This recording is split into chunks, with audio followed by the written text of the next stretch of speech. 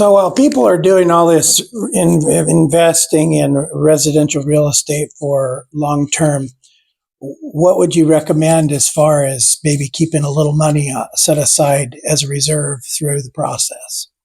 Yes, that's super important. What I found in my own personal financial collapse,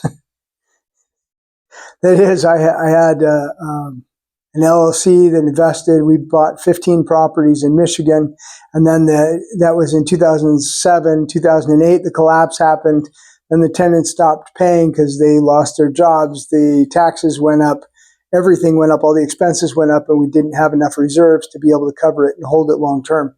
Now, it didn't last for 6 months. Obviously, it was like 6 years. We held them. We ended up losing some of them, and then the rest of them we ended up holding until 2014, 2015, and then selling the last of those properties out of that LLC at that time. But the reason that we did, the key fault there, was that we didn't have enough reserves to be able to weather a storm. Now, we had no idea the storm was going to be that big or that long. And it's really not very easy you can't know how long the storms are going to be. Right. And you don't know what direction it's going to come. But if you have reserves, then you can always be in a better position. So that was my schooling, that reserves are super important.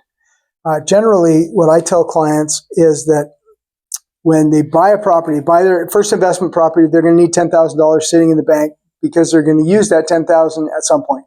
Might be 8, might be 12, might be 10, but somewhere over the next 10 to 15 years, they're going to use that $10,000. Now, it might be soon. I have a good friend of mine this year.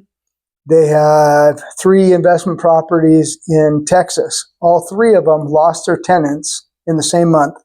All 3 of those needed the rent ready, which is to get it back up in rentable shape from the loss of the tenant of $8,000 per unit. Per property. Yeah, they had 3 houses, and each one of them needed about $8,000. That was kind of the average.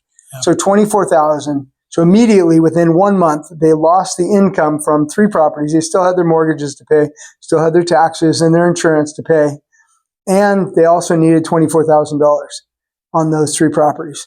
Now, that's an anomaly. That's the first time I've heard of that, but it's not uncommon for 1 or 2 properties to even in a portfolio to be negative in what it makes for the year.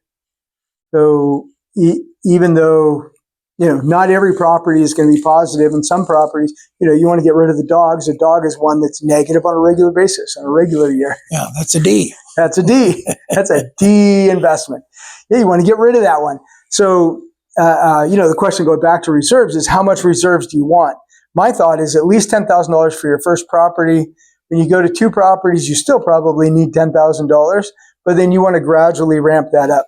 My experience with lenders, I was talking to a lender a year or 2 ago, and kind of my nutshell from talking to them, they're a banker and they're loaning on commercial projects. But I think ideally, if you can hold between 10 and 20% of the value of your assets, that's really where you want to be on the other end. So if you're in a really good position, that's holding 10 to 20% of the value of all your properties.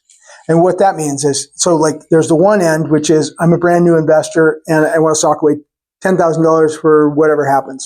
And then gradually building that to the other end, where if you're in great shape, you have 20% of a portfolio. So that means, and that's actually a lot but if you have a $4 million portfolio, that means having $800,000 sitting in the bank.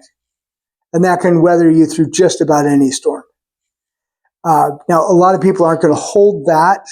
They're not going to hold that much. They're not going to hold 20%. But I think 10% is a really good rule of thumb. That's where you would like to be at some point, is with 10% in reserves.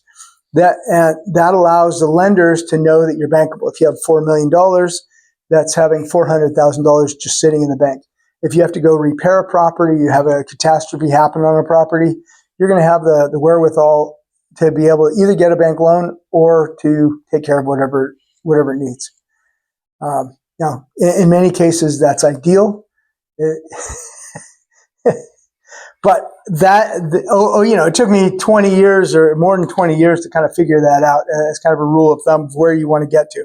Now, there's also investors, because this is a whole different, separate thing. Those who are looking for opportunities, they might have 50% in cash.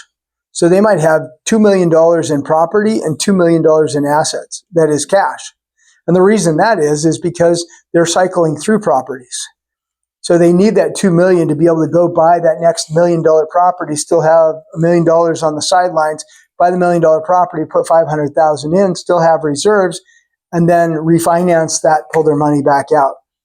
And those are the folks that I think are the ones that are really wealthy, the ones that are in the position to be able to have enough reserves to take care of those opportunities that, the really low-hanging fruit that only comes along once in a while. But they're the ones who have the money to be able to go do that.